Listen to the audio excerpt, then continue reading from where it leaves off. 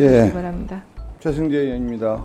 권익위원장님, 지난번 본 의원이 요청한 국정감사 증인 관련돼서 권익위원회 신고자 보호와 사무관과 상의하는 국정감사 불출석 사유서를 권익위에 제출했다고 얘기했고, 또 신고자 보호과 사무관이 권익위원장의 의견에도 불구하고 국회 정무실로 제출하라고 얘기했는데요. 본 의원이 누차 밝힙니다만 공익신고자는 법에 따라 철저하게 보호받아야 된다고 생각합니다. 그러나 국정감사 증인으로 제가 요청할 당시 이 공익신고자임을 인지하지 못했고 포렌식 관련된 내용을 했는데 그때 이야기하셨지만 사실 이 권익위에서도 이야기하죠. 유권 해석이 공익신고자임이라는 사정을 모르고 공익신고자에 대한 발언을 한 거고 비밀주의 위반 행위에 해당되기 어렵다 그렇게 했었고, 또 공익신고자임을 스스로 밝혀 외부에 드러날 경우에도 그 사실을 공개 또는 보도한 데까지 처벌하는 것이 법의 취지에 맞지 않는다. 이거는 동의할 수 없다. 묵시적 동의했다고 했다. 이런 얘기까지 답변도 받은 적이 있습니다. 그래서 그런 것까지 다 했는데 제가 궁금한 것은 그 위원장님 말씀을 그날 들으면서 좀 납득이 안 됐던 부분이, 공익신고자가 6, 7차례 권익위 사무관하고 통화를 하고 그 내용에 대해서 어떻게 할 건지에 대해서 상의하고 서류에 서명해서 이메일로 권익위로 접수하라고 얘기를 했고, 그 다음에 그걸 갖다가 16일 날 있죠. 그걸 갖고 원래 이제 증인 관련된 부분은 원래 종무위에다가 제출해야 되겠죠. 불출석 사유서를. 원래 이제 증인 출석할 때 불출석 사유서까지 같이 보내니까 그걸 굳이 권익위에다 얘기를 해갖고 상의까지 해갖고 여러 가지 하다가 그 다음에 16일 날 정무위에다가 제출했습니다.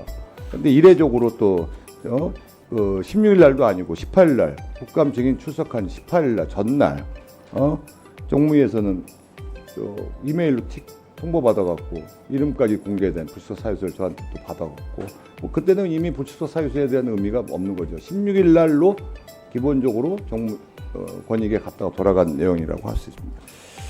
이 부분을 보면서 참 안타까운 현실은 이 공익신고자라는 이름 자체가 기본적으로 우리가 생각할 때 공익신고자라는 게 국민의 건강, 안전, 소비자 이익, 공정한 경쟁 및 이해 준하는 공공의 이익을 침해하는 행위를 말하는 거라고 알고 있습니다. 맞죠? 네.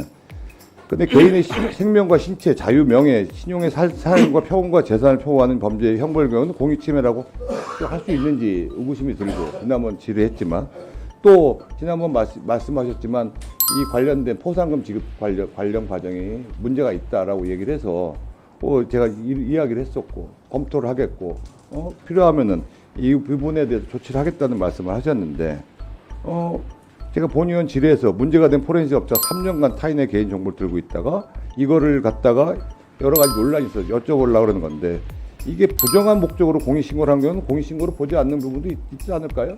그럴 수 있죠? 지금 그 법문에는 그리 되어 있습니다. 금품 그리고 근로계약상의 특혜 그런 것을 목적으로 신고했을 때는 정당한 신고로 보지 않도록 그렇게 규정이 되어 있습니다. 그래서 우리가 공익신고자 보호법 23조에 공익신고 있으니 2년 이내 불이익 조치를 하도록 기간을 정하고도 있는데 여러 가지 이게 비밀 보장 의무도 좀 내용이 좀 상이하고요. 저는 그렇게 생각할 때 이게 이런 일들이 벌어지는 게 저는 지금 국감기간 동안에 경찰서에서 연락 오고 지금 난리 났습니다. 지금 야당 의원은 전화 와갖고 그 공익신고자 자칭 공익신고 제보자의 변호인이라는 사람한테 얘기를 들었는데 사과를 하면은 뭐 없었던 일로 하겠다는 등 이상한 얘기까지 하고 선거기간 앞으로 이제 선거도 치러야 되는데 이렇게 되겠느냐 이런 무슨 공관료법도 아닌 이야기까지 다 듣고 있는데 지금 그래서 저는 왜 이런 공익신고자라는 사람이 특정한 한 사람을 지칭하는 건 아니죠. 공익제보자라는 게 그렇지 않습니까? 주한 공익제보자도 있죠. 뭐 김태우 전 강서구청장도 있고 요새 많지 않습니까? 한 사람을 딱 지칭하는 건 아니지 않습니까? 그리고 이 관련된 국감 증인 관련된 부분은 다 정무위 전체 의결을 해서 나오는 얘기고요. 그래서 근데 이런 일들이 왜 특정한 한 사람에 관련돼서 이렇게 일이 포괄적으로 커지고 뭐 언론에까지 나오고 의원은 고발당하고 그것도 계속 이렇게 나오고 전화 이런 전화까지 받고 이런 일들이 왜 이런다고 생각해요? 이게 공익 신고 자체의 공익 제보 자체의 기준과 이런 부분들이 명확하지 않아서 일어난다고 생각하는데 그리고 포상금리까지 지급하는데 지난번 제가 질의했는데 포상금을 할 때는 보상금도 아니고 포상금은 특정 기관이라든지 특정한 사람이 추천을 해야 되는데 공공기관들이 뭐 그런 부분에 대해서 지금 법이 없는 상태에서도 그렇게 추천이 들어와서 포상금이 지급된 사례까지 있는데 이런 부분들이 왜 일어난다고 생각하십니까? 지금 의원님께서 여러 가지 말씀을 하셔서 제가 일의적으로 뭘 딱 잘라서 답변드리긴 곤란하고요. 하여튼 공익신고자에 대해서는 두텁게 보호를 해서 공익이 침해되는 것을 막자. 그러니까 국민의 알 권리가 다소 이렇게 제한을 받더라도 결국 공익신고자 보호를 통해서 공익이 침해되는 것을 막자는 그런 취지라고 저는 이해를 하고 있습니다.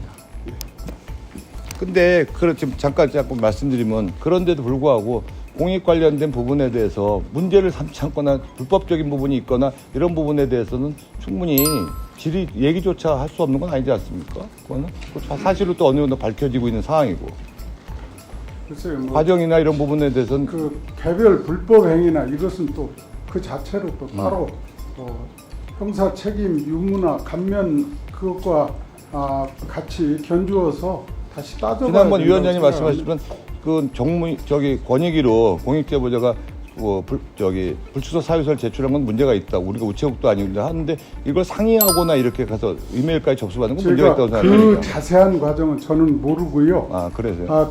그날 그런 증인의 불출석 사유서가 왔다는 보고를 받고 그건 우리하고 관계 없는 일이다. 그거는 정무위에 낼 일이지 우리가 그걸 받을 일이 아니니 정무위에 제출해라라고 제가 그렇게 지시한 바는 있습니다.